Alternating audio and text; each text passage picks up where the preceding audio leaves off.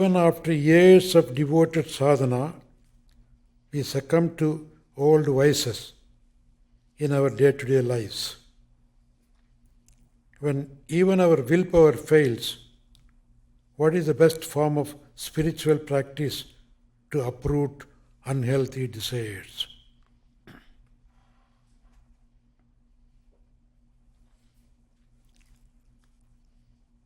Develop your willpower. Because it's all in the mind.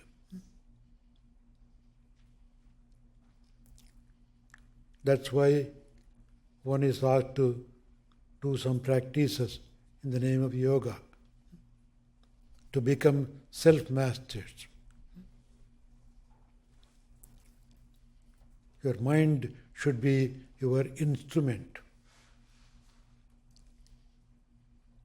You should not be the instrument of your mind. Controlling the mind, developing the willpower.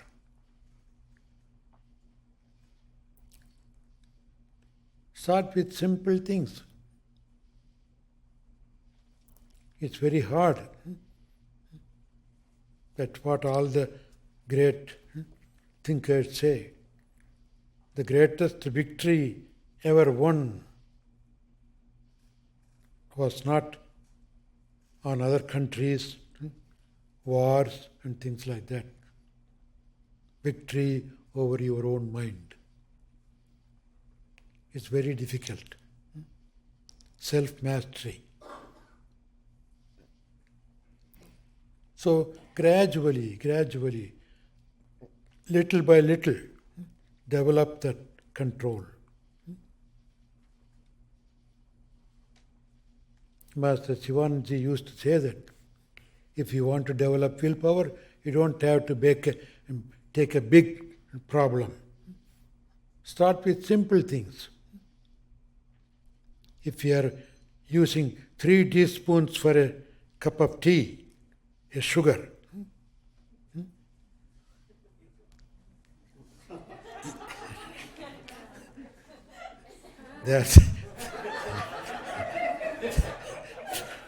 they're telling me no, because I use 4 teaspoons. But I say, if you want to learn to control,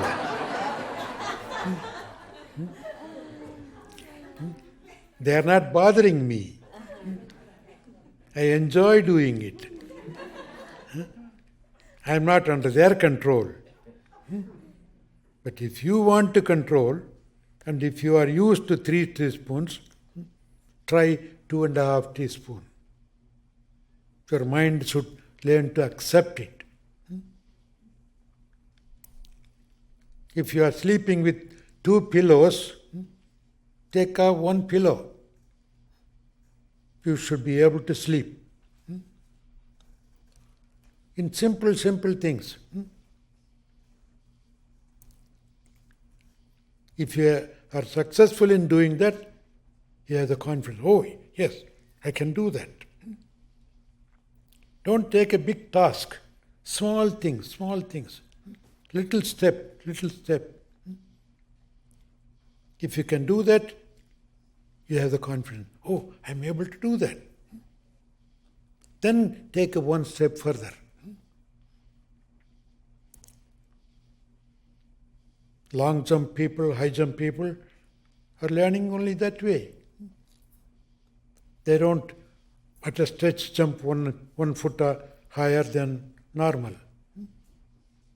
So little by little, gradually gain confidence. Know that you are having the willpower to do things. Ultimately, you will be able to do whatever you want.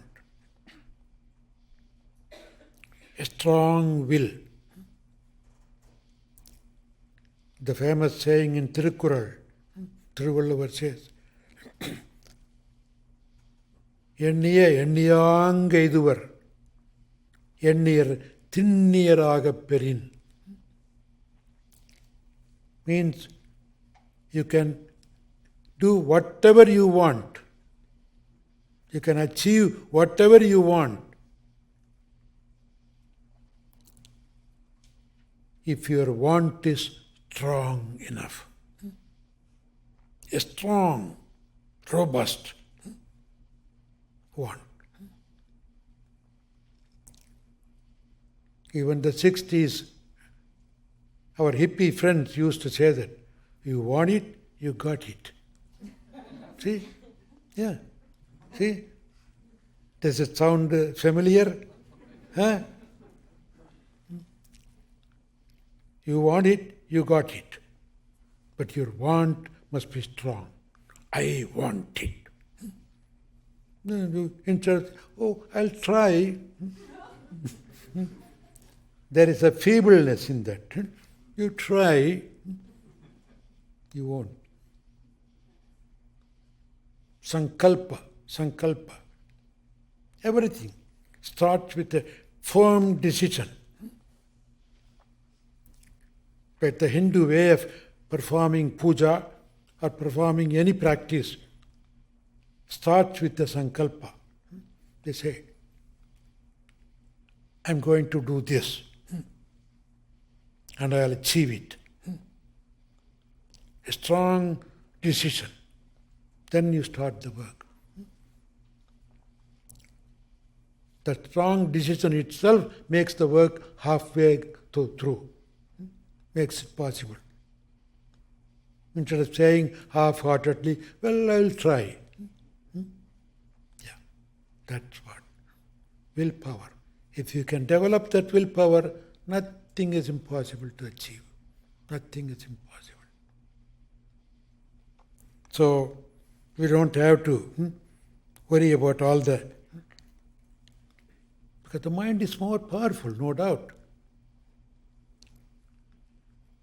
Your main goal in your sadhana is to control the mind. And unfortunately, the mind knows that. When you begin the sadhana, the mind knows. He is going to control me. Let me put all obstacles possible. That's why when you want to achieve something, you will have lot of obstacles in the beginning. The mind puts it because it doesn't want to be under your control. You are controlled by your mind. You are slave of your mind. The mind doesn't feel happy about being your slave. So it's a constant fight between you and your mind. Know that. Even if you fail, get up. Go. Continue. Nothing is achieved in one step. Imagine a great athletic runner. When he was a baby, did he start running from the birth? Even to walk, how many times the baby would have fallen down? But it didn't stop. It learned to walk, learned to run. Everything begins like that, in a small way. But don't give up. Don't give up. Firm decision.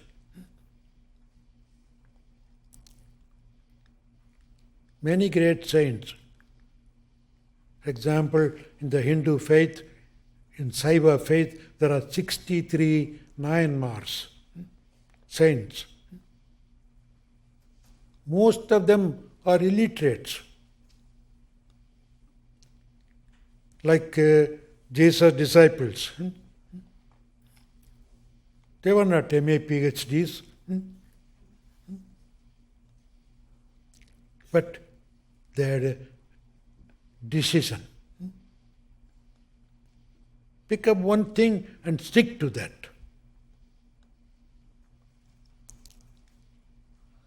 Anything. Make your mind to do something and do it. I often give this example as one of the Nayanar, Sakya Nayanar. He made a decision to throw a stone at the Shivalingam and then have his breakfast. He had a crazy idea. One day he must have seen the Shiva being worshipped, people doing abhishekams and flowers and things like that. He must have thought, you like only flowers? Why not a nice stone? I'm going to find a stone, hit you, and then I will have my breakfast. See what a crazy decision. Doesn't matter. He took up the challenge. Easy for him to pick up a stone and throw it at the Shiva and then go and have breakfast. But remember, every kind of achievement has an examination time, testing time. One day the test came. Wow, how? He couldn't find any stone. Searched and searched and searched, he couldn't find any stone. Either they are sand or a big rock. The poor man couldn't eat the breakfast because the decision is to throw the stone and have the breakfast. Till the evening he was searching for stone, nothing available. He was hungry. All of a sudden he thought, what a fool I am to make a decision like this. When he put the hand on his head, what a fool I am, here is a stone. See? Here is a stone. I was searching for stone everywhere. Come on, I'll take it. At the words of his demise, God appeared to him. Sakya, you won. You don't have to do that anymore. You are my devotee.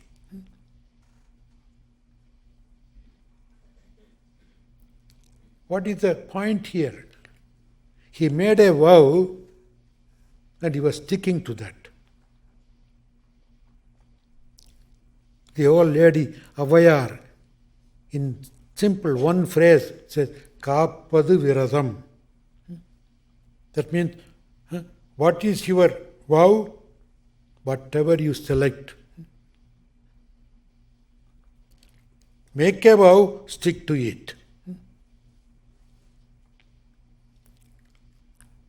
By that way, you have won a victory over your own mind.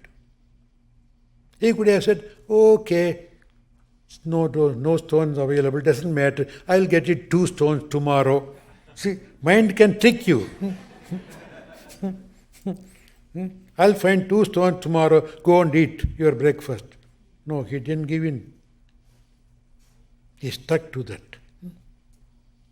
By that way, he won a victory over your own mind. That's what. The entire yoga is like for that purpose. Gain mastery over your own mind. If you accomplish that, nothing is impossible in the world for you to achieve. You can move the mountains.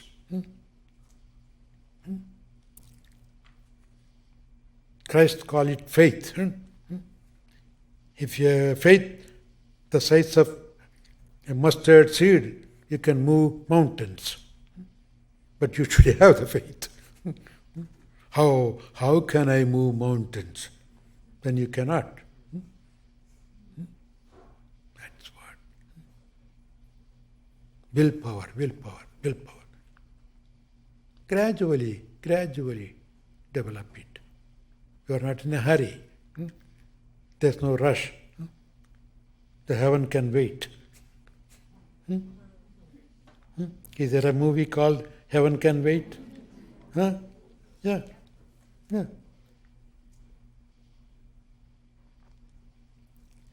That's what, in a way, God is teaching us through life itself.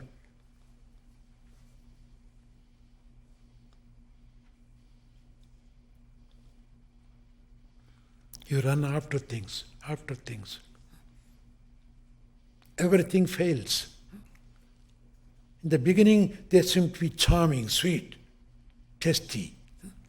Very soon it becomes bitter. Everything in life. You are disappointed with everything. Why? Because you are running after other things outside. So outside things should fail you. Then ultimately you will say, oh, I am sick and tired of running after things. When you honestly say, I am sick and tired, I am happy about it. Why? Because you will stop running. If you are sick and tired of running, so what will you do? You stop running. And then where you have nowhere to go, you will turn around. When you turn around, you see within yourself. It's almost like running after your own shadow. When do you see your shadow? When you allow the light from your back. You see the shadow. Oh, how nice the shadow is. Let me catch it. Can you catch your own shadow? You run to catch, the shadow runs ahead of you. You run and run and run, get tired of it, and say, oh, I don't want it anymore. You turn around, walk towards the sun, gently turn around, gently look at who is coming behind you. The same guy who we were running after. You were running after the shadow, you stop running, you turn around, the shadow is following you. That's what. Stop running. Try this even with guys.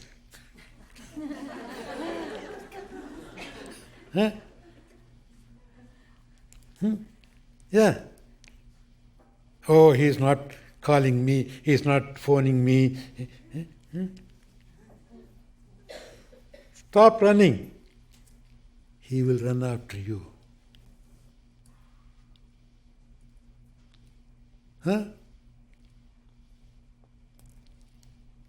Is that what happened, Sheila, to you? Sort of,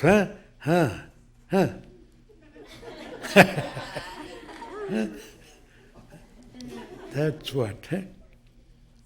Don't run after things.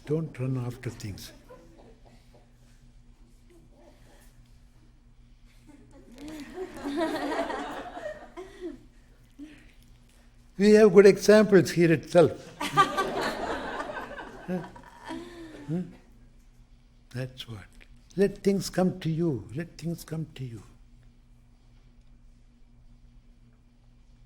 That's what the meaning of contentment is golden. How can you make gold? Be contented. I'm happy with what I have. Don't run after things. Then they will come to you. Seek that contentment first. The Bible also says that.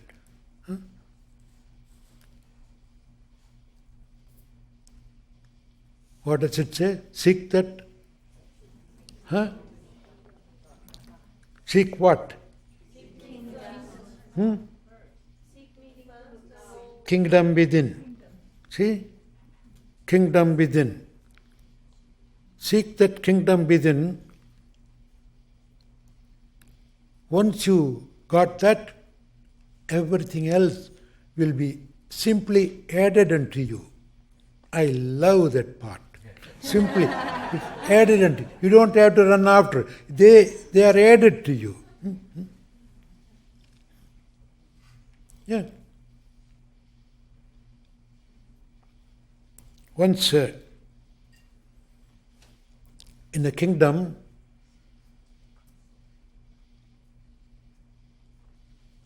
of all the people, the king seemed to have a little extra affection towards one lady.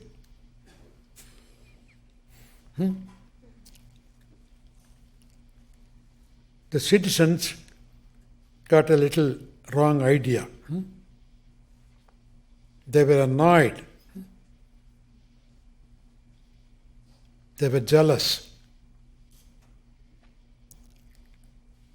So the king wanted to teach them a lesson. One day, he went into the garden, sat there in a nice, comfortable chair, and he declared, all in my country, everything that belongs to me is to be given to people. They're all here. Whatever you want, you go, pick up, put your label. When the show is over, toward the end, you will take whatever you picked up. Everything. So the entire citizen, all of them came, everybody picked jewels and cars and this and that. And I want this, I want this, I want. They put their labels there.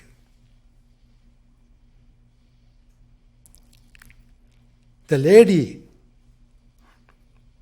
whom he had special affection, she came,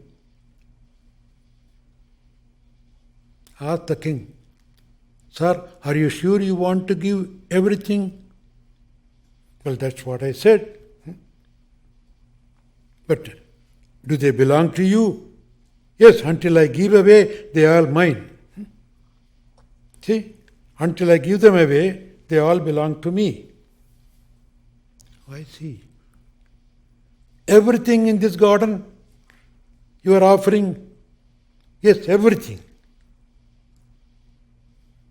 Including you? Well, I say everything means everything. Then I want you.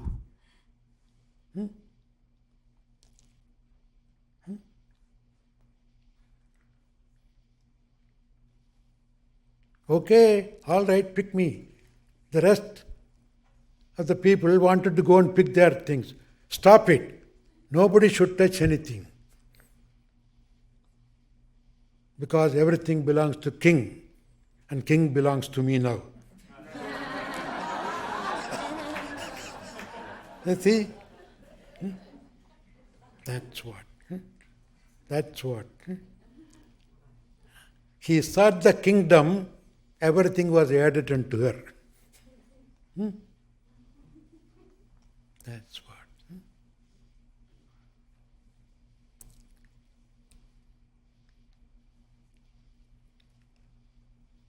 So you got God, everything belongs to God, comes to you.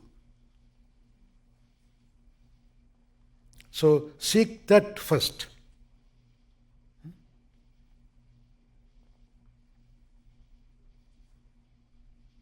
That is the aim behind any spiritual sadhana.